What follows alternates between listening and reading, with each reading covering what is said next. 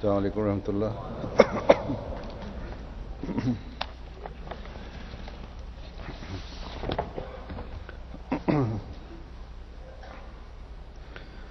اشہد ان لا الہ الا اللہ وحدہ لا شریک لہ واشهد ان محمدا عبده ورسوله اما بعد فاعوذ بالله من الشیطان الرجیم بسم اللہ الرحمن الرحیم. الحمد للہ رب العالمین الرحمن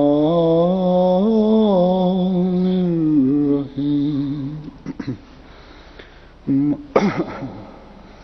مالک یوم الدین. ایاک نعبد وایاک نستعین. اهدنا الصراط المستقیم صراط الذین أنعمت عليهم غير المغضوب عليهم ولا الضالين.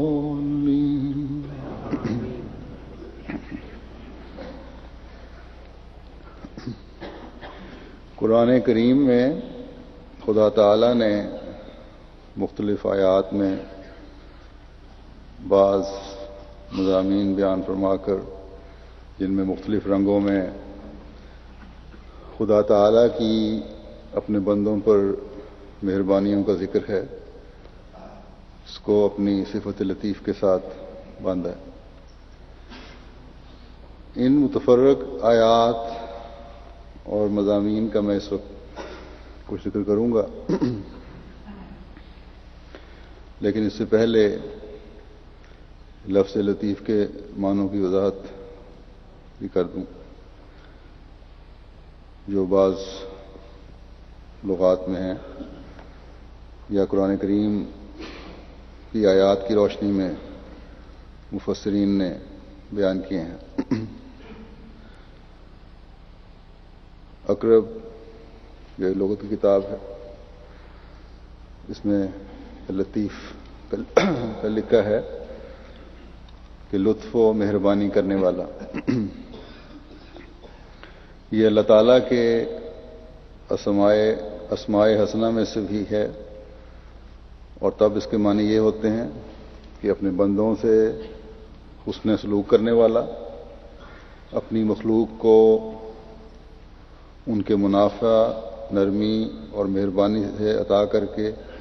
ان سے حسن سلوک کرنے کا معاملہ کرنے والا، باریک در باریک اور مخفی در مخفی امور کو جاننے والا.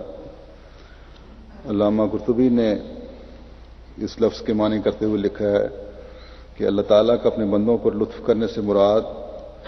انہیں اعمال حسنہ کی توفیق بخشنا اور گناہوں سے بچائے رکھنا ہے. ملاطفت یعنی حسن سلوک بھی اسی سے نکلا ہے. پھر جنید بغدادی رحمۃ اللہ علیہ لکھتے ہیں کہ لطیف وہ ہے جس نے تیرے دل کو ہدایت کے نور سے منور کیا اور غذا کے ذریعے تیرے بدن کی پرورش کی اور آزمائش کے وقت میں تیرے لیے اپنی ولایت رکھی ہے. جب تو شعلوں میں پڑتا ہے تو وہ تیری حفاظت کرتا ہے اور اپنی پناہ کی جنت میں تجھے داخل کرتا ہے. القرظی کہتے ہیں کہ لطیف بالعبادہ ہی کا مطلب ہے کہ حکم دینے اور محاسبہ کرنے میں بندوں پر بہت نرمی کرنے والا. بعض نے کہا ہے کہ لطیف سے مراد وہ ہے جو اپنے بندوں کی خوبیاں تو شائع کرتا ہے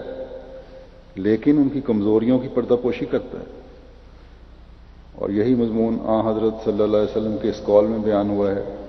کہ یا من اظہر الجمیلہ و ستر القبیح، یعنی اے وہ خدا جو اچھی باتوں کو ظاہر کرنے والا اور ناپسندیدہ چیزوں کی پردہ پوشی کرنے والا ہے. اللطیف کے ایک معنی یہ کیے گئے ہیں کہ جو تھوڑی دی ہوئی قربانی کو قبول کرتا ہے مگر بدلہ عظیم الشان دیتا ہے. ایک معنی یہ کیے گئے ہیں کہ لطیف وہ ہے جو اس شخص کے کام سنوارے جس کے سب کام ٹوٹ اور بکھر گئے ہوں اور جو تنگ دست کو خوشحالی عطا کرتا ہے. پھر اس کے ایک معنی یہ ہیں کہ لطیف وہ ہے جو نافرمانی کرنے والے کی گرفت کرنے میں جلدی نہیں کرتا اور جو کوئی اس سے امید رکھتا ہے وہ اسے نامراد نہیں رکھتا. بعض نے لطیف کے یہ معنی کیے ہیں کہ وہ جو عارفوں کے اندرونوں میں اپنی ذات کے مشاہدے کے ذریعے ایک چراغ جلا دیتا ہے اور صراط مستقیم کو ان کا منہاج بنا دیتا ہے اور اپنے نیک سلوک کے مسلح دھار برستے ہوئے بادلوں سے انہیں وسیع انعام عطا کرتا ہے. خطابی نے لکھا ہے، کہتے ہیں کہ لطیف بندوں سے حسن سلوک کرنے والے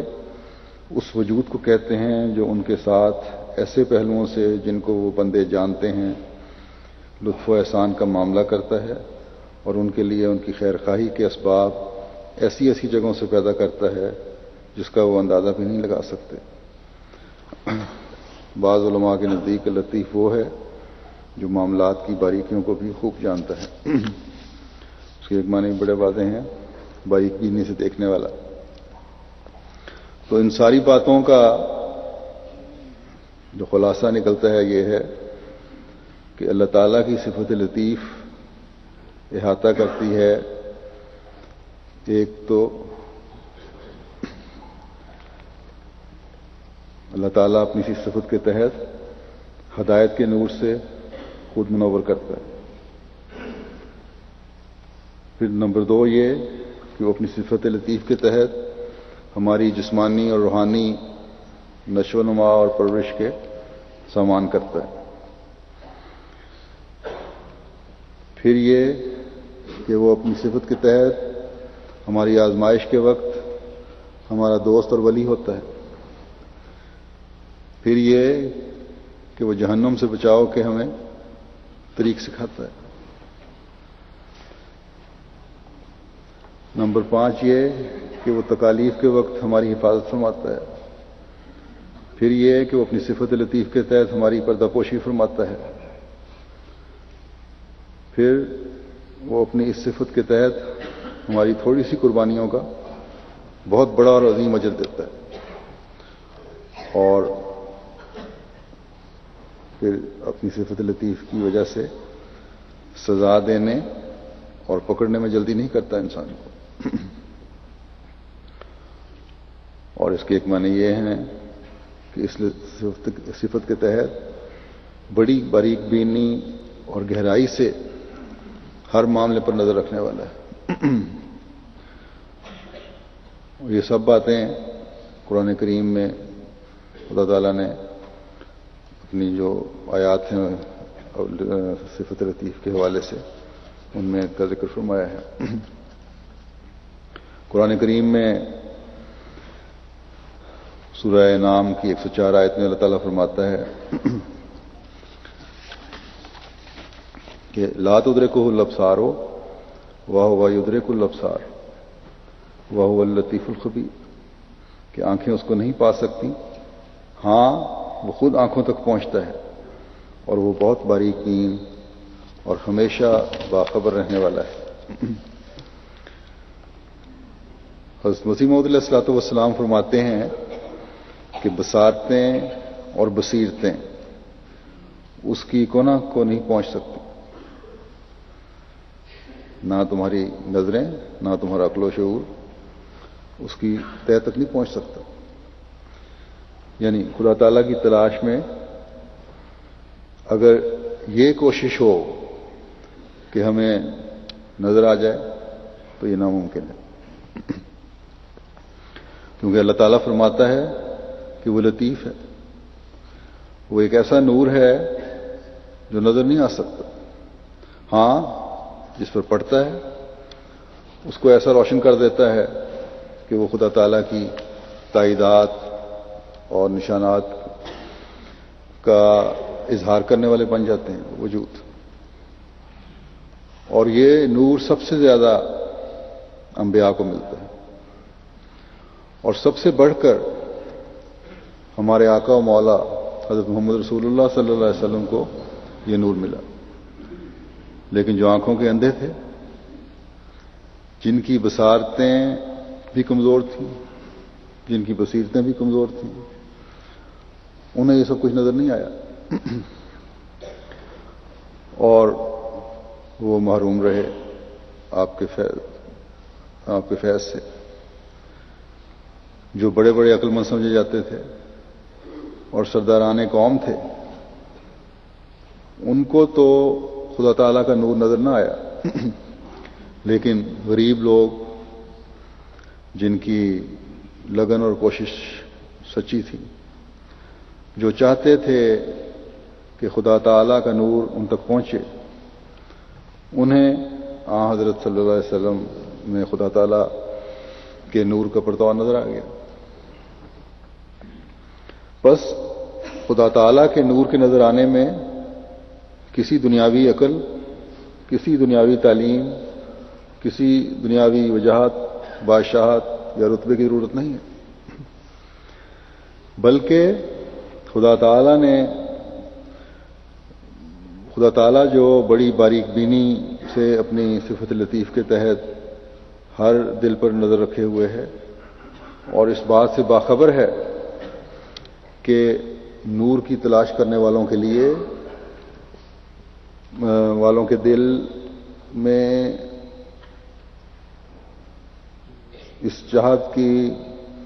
تلاش کی چاہت ہے اور سچی چاہت ہے، تو وہ خود ایسے سامان پیدا فرما دیتا ہے کہ وہ نور اور وہ روشنی جو انبیاء لاتے ہیں اسے نظر آ جاتے ہیں، اور روحانی رزق کے اس کے لیے سامان مہیا ہو جاتے ہیں، چاہے دنیاوی لحاظ سے وہ شخص کچھ بھی حیثیت نہ رکھنے والا ہو۔ بس اگر خواہش سچی ہو تو اللہ تعالی خود اپنی صفات کے اظہار سے بندے کی ہدایت کے سامان پیدا فرما دیتا ہے۔ جیسا کہ میں نے کہا، اللہ تعالیٰ اپنے نور کا اظہار اپنے انبیاء کے ذریعے کرتا ہے، جو اس کی توحید کے قیام کے لیے آتے ہیں، اور یہ توحید کی روشنی جو ہے وہ چاروں طرف پھیلاتے ہیں اللہ تعالیٰ کا نور لے کر۔ اور سب سے زیادہ یہ روشنی حضرت صلی اللہ علیہ وسلم کے ذریعے دنیا میں پہنچی، کیونکہ خدا تعالیٰ کی ذات کا سب سے زیادہ ادراک انسان کامل کو ہی ہوا، اور آپ اس کامل ادراک کی وجہ سے خدا تعالیٰ کے رنگ میں مکمل طور پر رنگین ہوئے، اور خدا تعالیٰ کی صفات کا پرتاؤ بن گئے۔ جیسا کہ حضرت مسیح موعود علیہ الصلوۃ والسلام نے فرمایا ایک جگہ اپنے شعری کلام میں کہ نور لائے آسماں سے، خود بھی وہ ایک نور تھے۔ اور اس زمانے میں حضرت صلی اللہ علیہ وسلم کے غلام صادق کو آپ کی غلامی کی وجہ سے اللہ تعالیٰ نے اس نور سے منور کیا، جیسا کہ آپ فرماتے ہیں اپنے بارے میں کہ آج ان نوروں کا ایک زور ہے اس عاجز میں، دل کو ان نوروں کا ہر رنگ دلایا ہم نے، جب سے یہ نور ملا نور پیغمبر سے ہمیں، ذات سے حق کی وجود اپنا ملایا ہم نے۔ بس آج خدا تعالیٰ کا کلام کہ وہو یدرک الابصار انہی پر پورا ہوتا ہے جو اپنے دلوں کو پاک کرتے ہوئے حقیقی رنگ میں اللہ تعالیٰ کو پانا چاہتے ہیں، اور وہ حضرت صلی اللہ علیہ وسلم کی غلامی میں آئے ہوئے زمانے کے امام کو قبول کرتے ہیں، اور پھر خدا تعالیٰ اپنے وجود کے ہر روز نئے رنگ میں جلوے دکھاتا ہے اور انہیں دیکھ کر پھر حقیقی توحید کی پہچان بندے کو ہوتی ہے۔ جیسا کہ حضرت مسیح موعود علیہ الصلوۃ والسلام نے فرمایا کہ حضرت صلی اللہ علیہ وسلم کی غلامی کی وجہ سے اللہ تعالیٰ سے آپ علیہ السلام کا وجود مل گیا، اور جب وجود مل گیا تو آپ خدا تعالیٰ تک پہنچنے کا ایک ذریعہ بن گئے، اور سچی توحید کی پہچان حضرت صلی اللہ علیہ وسلم کی غلامی کی وجہ سے آپ ہی کروانے والے ہیں۔ اس آیت کی وضاحت کرتے ہوئے آپ ایک جگہ فرماتے ہیں کہ خدا تعالیٰ کی ذات تو مخفی در مخفی اور غیب در غیب اور وراء الورا ہے، بہت چھپی ہوئی، بہت دور ہے، اور کوئی عقل اس کو دریافت نہیں کر سکتی، جیسا کہ وہ خود فرماتا ہے کہ لا تدرکہ الابصار وہو یدرک الابصار، یعنی بصارتیں اور بصیرتیں اس کو پا نہیں سکتی، اور وہ ان کے انتہا کو جانتا ہے اور ان پر غالب ہے۔ بس اس کی توحید محض عقل کے ذریعے سے غیر ممکن ہے، کیونکہ توحید کی حقیقت یہ ہے کہ جیسا کہ انسان آفاقی باطل معبودوں سے کنارہ کرتا ہے، یعنی بتوں یا انسانوں یا سورج چاند وغیرہ کی پرستش سے دستکش ہوتا ہے، ایسا ہی انفسی باطل معبودوں سے پرہیز کرے، یعنی اپنی روحانی جسمانی طاقتوں پر بھروسہ کرنے سے اور ان کے ذریعے سے عجب کی بلا میں گرفتار ہونے سے اپنے تئیں بچاوے۔ بس اس صورت میں ظاہر ہے کہ بجز ترک خودی اور رسول کا دامن پکڑنے کے توحید کامل حاصل نہیں ہو سکتی، اور جو شخص اپنی کسی قوت کو شریک باری ٹھہراتا ہے وہ کیوں کر موحد کہلا سکتا ہے۔ بس یہ ہے اللہ تعالی کی روشنی حاصل کرنے اور خالص توحید قائم کرنے کے لیے ایک بندے کی کوشش کہ پہلے اپنے اندر کے جھوٹے معبودوں کو باہر نکالے۔ کسی کو یہ زوم ہو کہ میں دولت رکھتا ہوں، میں قوم کا لیڈر ہوں اور مسلمان بھی ہوں، اس لیے خدا تعالیٰ کو پا لیا، مجھے کسی چیز کی ضرورت نہیں، تو یہ غلط ہے۔ اگر کسی کو یہ زوم ہے کہ میں دینی علم رکھنے والا ہوں، روحانیت میں بڑا پہنچا ہوا ہوں اور ایک قوم میرے پیچھے ہے اور اس وجہ سے مجھے خدا تعالیٰ کا فہم و ادراک حاصل ہو گیا، تو یہ بھی غلط ہے، کیونکہ ان سب باتوں کے پیچھے ایک چھپا ہوا تکبر ہے، جس کی وجہ سے کوئی بھی کام بھی جو ہے وہ نیک نیتی سے نہیں کیا جاتا، چاہے خدا کے نام پر نظام عدل قائم کرنے کی کوشش کی جائے، یا دین کو پھیلانے کی کوشش کی جائے، یا دین کو پھیلانے کا دعویٰ کیا جائے، یا شریعت قائم کرنے کی کوشش کی جائے، کیونکہ دلوں کے تکبر دور نہیں ہوئے، اپنے اندر باطل معبودوں نے قبضہ جمایا ہوا ہے،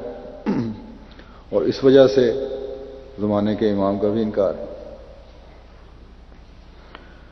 اس لیے راستے میں حائل پردے خدا تعالیٰ کے نور کے پہنچنے میں روک بنے ہوئے ہیں۔ اللہ تعالیٰ فرماتا ہے کہ وہ لطیف بھی ہے اور خبیر بھی ہے۔ جہاں وہ ایسا نور ہے جو پاک دلوں میں داخل ہوتا ہے، وہاں وہ ایک باریک بینی سے دلوں کے اندرونے دیکھ کر ہر وقت باخبر بھی رہتا ہے کہ کس کے دل میں کیا ہے، اور جس کا دل باطل معبودوں سے بھرا ہوا ہو، جن آنکھوں میں دنیاوی ہوا و ہوس ہو، وہاں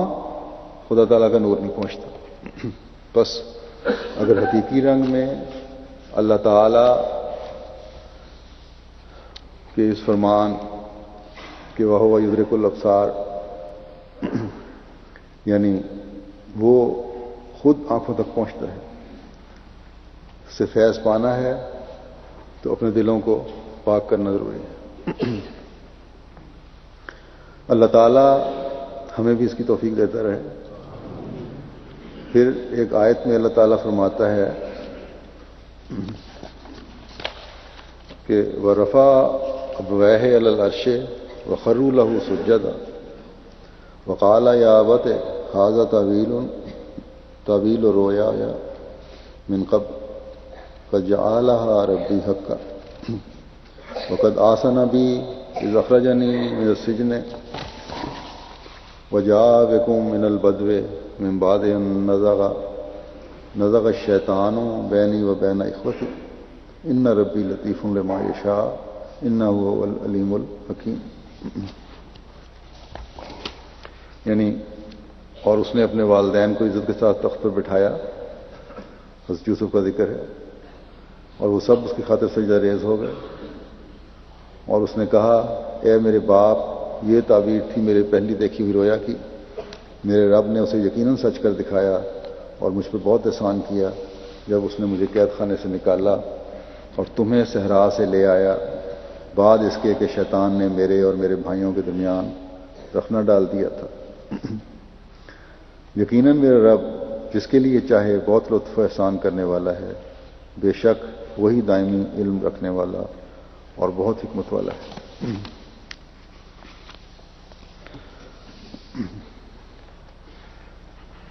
یہ سورہ یوسف کی آیت 101 ہے. اس آیت میں حضرت یوسف اللہ تعالیٰ کی صفت لطیف کے تحت مہربانیوں اور احسانوں کا ذکر کر رہے ہیں. آپ کے پاک دل کی وجہ سے بچپن سے ہی خدا تعالیٰ نے آپ کو رویا ساتھ کر دکھائیں اور آج جب یہ تمام خاندان اکٹھا ہوا تو بچپن کی رویا جو آج پوری ہو رہی تھی آپ کو یاد آ گئی. باوجود بھائیوں کے ظلم کے اللہ تعالیٰ آزمائش اور امتحان کے دور میں آپ کا ولی اور دوست رہا. ہمیشہ آپ کی حفاظت کی اور آج دنیاوی لحاظ سے بھی اللہ تعالیٰ دنیاوی لحاظ سے اعلیٰ مقام پر فائز ہونے پر بھی اللہ تعالیٰ نے اپنی صفت لطیف کے تحت جو قربانی تھی ان کی تھوڑی بہت اس کا بے انتہا اجر دیا. اور پھر نہ صرف حضرت یوسف کی قربانی کا پھل ان کو ملا بلکہ حضرت یعقوب کی قربانی کا پھل بھی ان کو ملا اور آپ کو اتنا عرصہ زندہ رکھا اللہ تعالیٰ نے اور بیٹے کا وہ دنیاوی مرتبہ بھی دکھایا. اور پھر یہ مضمون اللہ تعالیٰ کی صفت کے ان معنوں کی طرف بھی پھرتا ہے کہ خدا تعالیٰ نے ہر آزمائش کے وقت ولی ہوتا ہے. باپ بیٹے دونوں کا ولی رہا اور تکالیف سے نکالتا رہا, صبر اور ہمت اور حوصلے کی توفیق دیتا رہا. پھر ان دو اللہ کے مقرب باپ بیٹے کی وجہ سے باقی بیٹوں کی بھی اصلاح کی طرف اصلاح کے سامان پیدا کر دیے. اس سے یہ ایک مضمون بھی کھلتا ہے کہ ایک دوسرے کے لیے دعاؤں سے اصلاح کے راستے کھلتے ہیں. جتنا قریبی تعلق ہوگا جب تعلق کا اظہار ہوگا دعا زیادہ ہوگی. اس لیے حضرت صلی اللہ علیہ وسلم نے اپنی قوم کے لیے اصلاح کی بہت دعائیں کی. جب بھی آپ کو کبھی کسی دوسرے قبیلے کی متعلق شکایت ہوتی تھی کہ مخالفت بہت کرتے ہیں ان کے لیے بد دعا کریں تو آپ ہمیشہ دعا کیا کرتے تھے اور امت کو بھی تلقین کی کہ دعا کیا کرو ہدایت کے لیے. بس آج امت مسلمہ کے لیے ہمیں بھی دعاؤں کی ضرورت ہے, دعاؤں کی طرف توجہ دینے کی ضرورت ہے. اللہ تعالیٰ ان کے دلوں کو بھی صاف کرے اور حقیقت پہچاننے کی کوشش کریں تاکہ خدا تعالیٰ کا نور ان کی بصارتوں تک بھی پہنچے۔ پھر ایک آیت میں جو سورہ حج کی 64ویں آیت ہے، اللہ تعالیٰ فرماتا ہے کہ الم تری ان اللہ انزل من السماء ماء فتصبح الارض مخضرا ان اللہ لطیف خبیر۔ کیا تو نے دیکھا نہیں کہ اللہ نے آسمان سے پانی اتارا تو زمین اس سے سرسبز ہو جاتی ہے؟ یقیناً اللہ بہت باریک بین اور ہمیشہ باخبر رہنے والا ہے۔ اللہ تعالیٰ نے اس آیت میں اس صفت کے تحت ایک یہ مضمون بیان فرمایا کہ جو زمینی اور روحانی زندگی ہے دونوں سے متعلق جو چیز یاد رکھنے والی ہے وہ یہ ہے کہ زندگی پانی سے ملتی ہے۔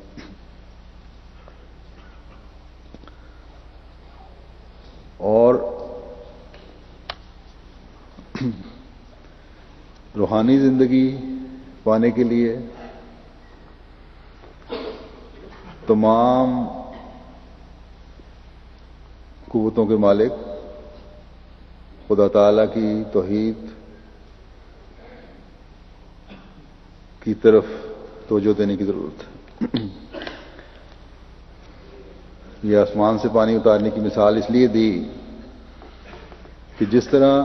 یہ بارش کا پانی آسمان سے اترتا ہے اور زمین کو سرسبز کر دیتا ہے، اسی طرح روحانی پانی بھی جو بارش میں جو ہے وہ بھی جس طرح جسمانی پانی زمین پر پڑتا ہے وہ سرسبز کرتا ہے، اسی طرح روحانی پانی بھی جب زمین پر اترتا ہے تو لوگوں کے لیے روحانیت پیدا کرنے کے سامان پیدا کرتا ہے۔ جب روحانی پانی جب آسمان سے بادل کا پانی گرتا ہے زمین پر تو چٹانوں اور پتھروں اور ریگستانوں کو تو اس سے اس طرح سرسبزی نہیں آتی۔ اسی طرح روحانی پانی بھی جو ہے وہ بھی انہی کو سرسبز کرتا ہے، انہی صاف دلوں کو زرخیز کرتا ہے جو جن میں نیکی کی کچھ رمق ہوتی ہے۔ تو یہاں ایک بات اور وضاحت ہو گئی کہ پانی جو زندگی کی علامت ہے، جب یہ گرتا ہے تو جہاں زمین سرد و شاداب ہوتی ہے وہاں چرند پرند حتیٰ کہ تمام کیڑے مکوڑے بھی حشرات الارض جو ہیں وہ بھی اس سے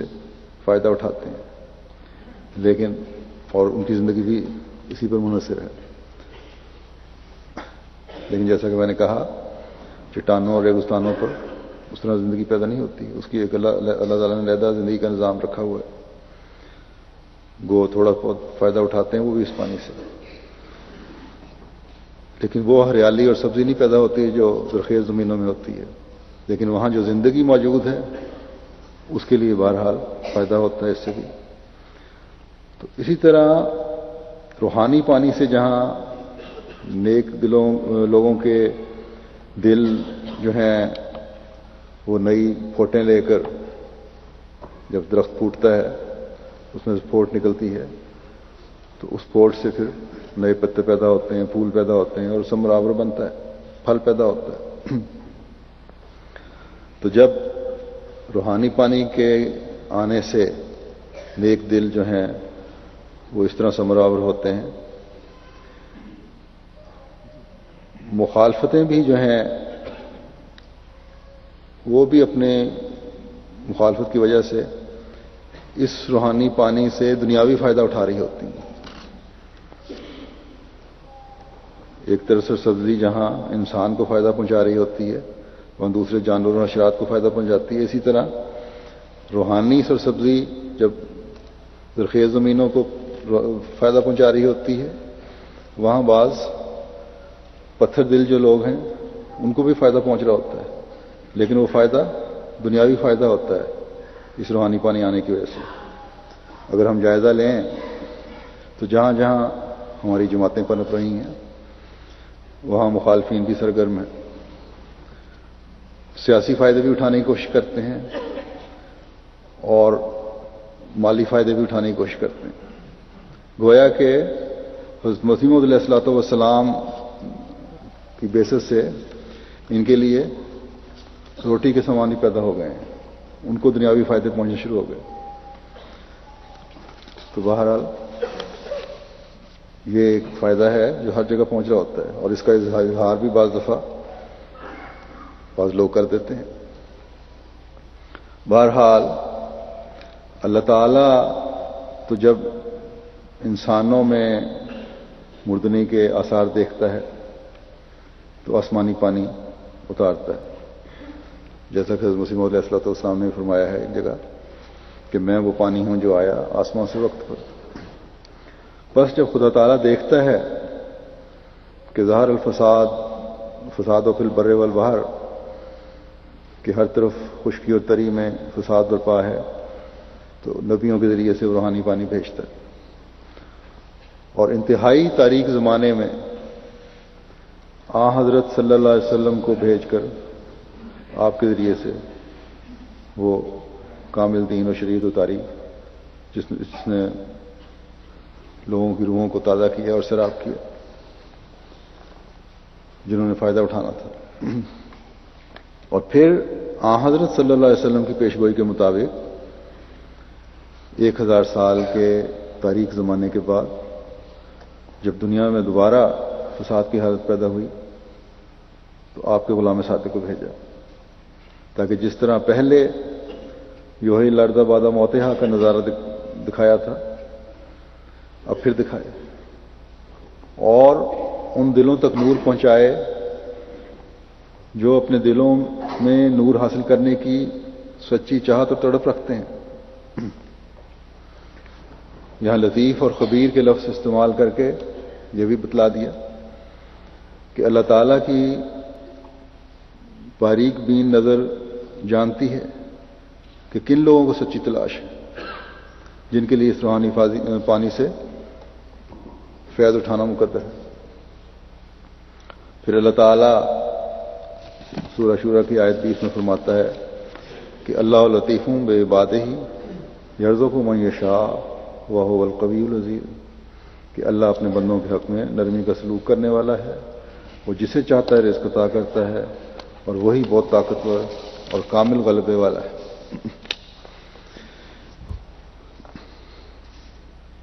اللہ تعالیٰ نے جیسا کہ پہلے میں نے بیان کیا سورہ انعام کی آیت میں فرمایا تھا کہ خود نظروں تک پہنچتا ہے، اور پھر سورہ حج کی آیت میں بھی فرمایا کہ اللہ تعالیٰ نے آسمان سے پانی اتارا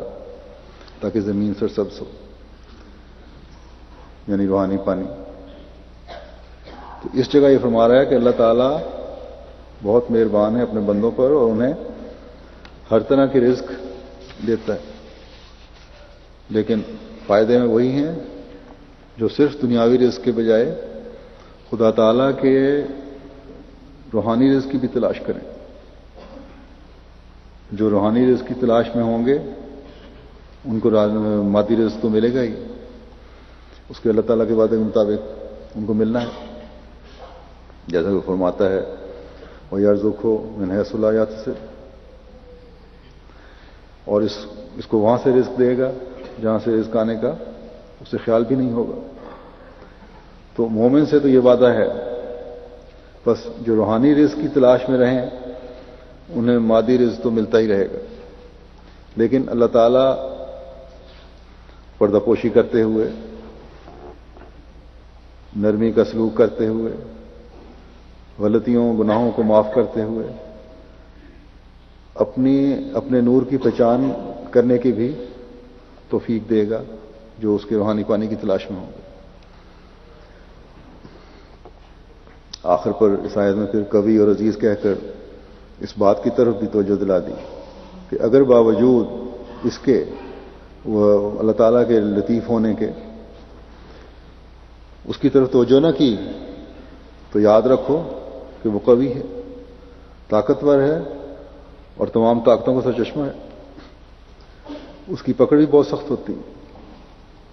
اور غلبہ اللہ تعالیٰ کا اور اس کے بھیجے ہوئوں کا ہی ہونا ہے. اللہ تعالیٰ کا اپنے انبیاء سے یہ وعدہ ہے، حضرت مسیح موعود علیہ الصلوۃ والسلام سے بھی یہ وعدہ ہے. مخالفتیں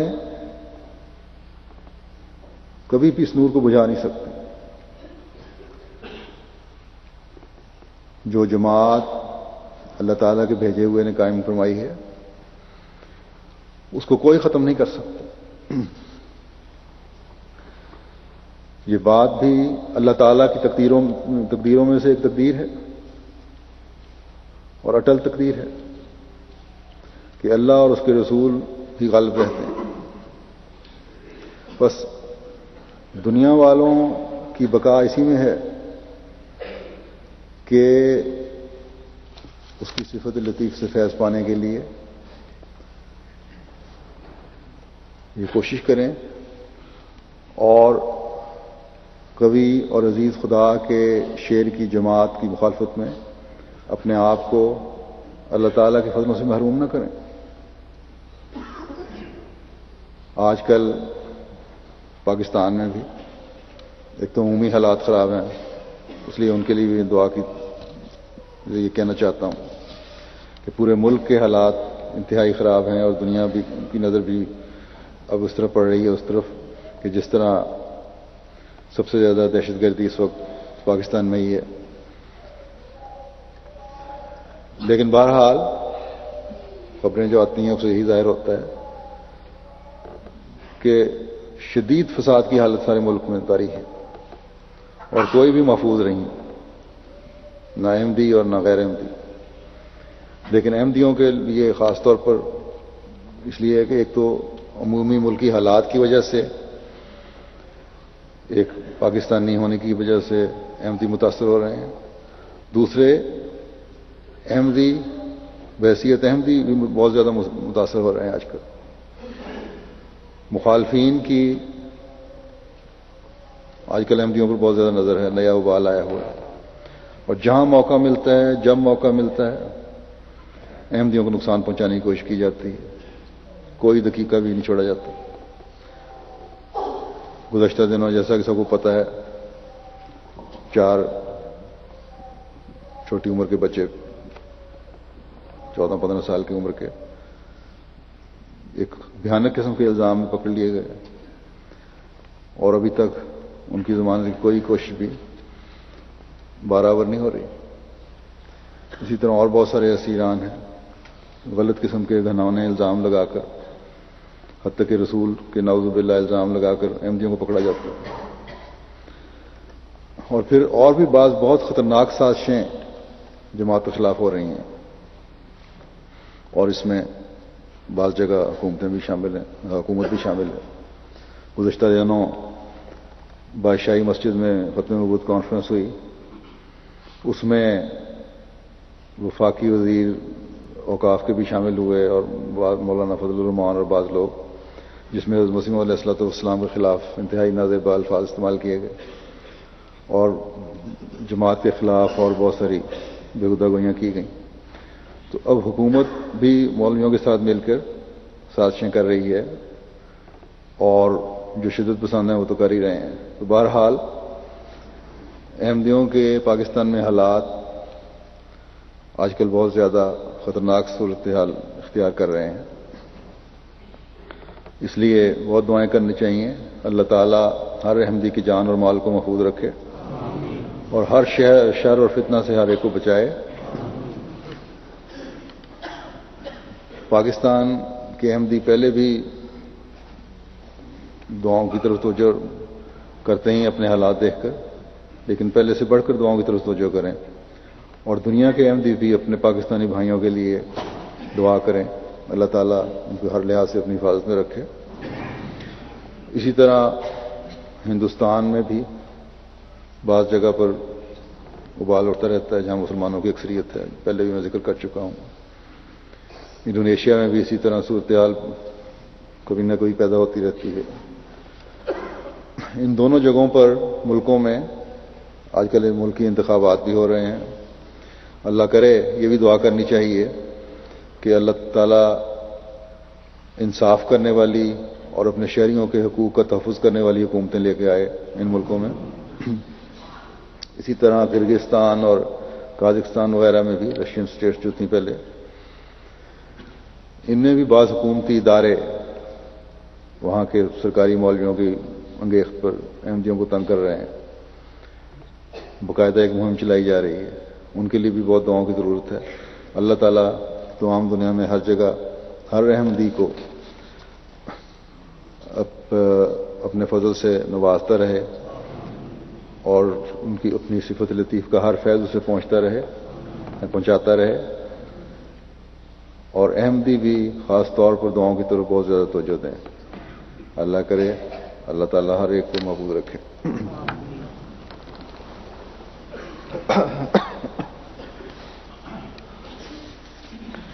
الحمد للہ